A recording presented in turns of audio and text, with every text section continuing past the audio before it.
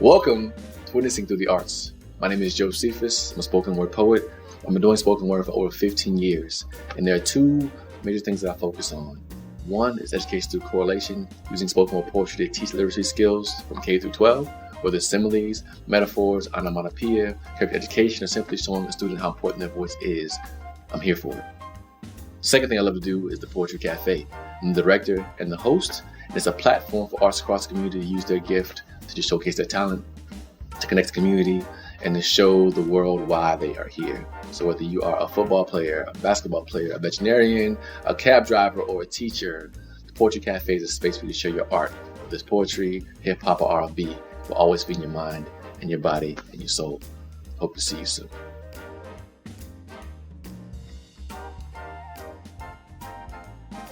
So the thing that we hear most is, I'm not a poet, I do not know how to write poetry.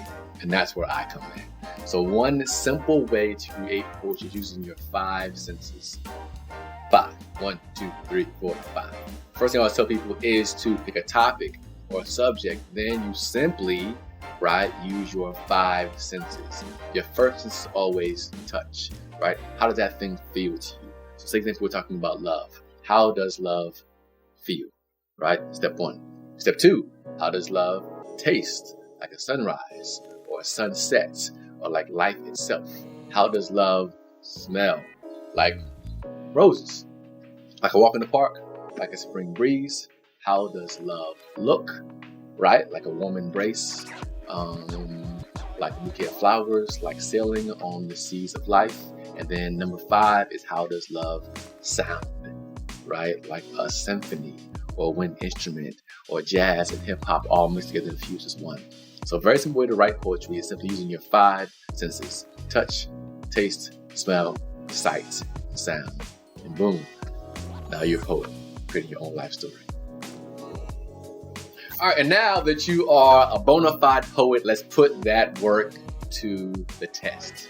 So a very simple thing to do when you're writing poetry is what's called an acrostic poem. And today we're thinking about the idea of freedom. As we're talking about an acrostic poem, for each letter of the word freedom, you're going to write a statement or an idea or a sentence that starts with that letter. So for the F in freedom, we're going to just say forever, because freedom should be forever.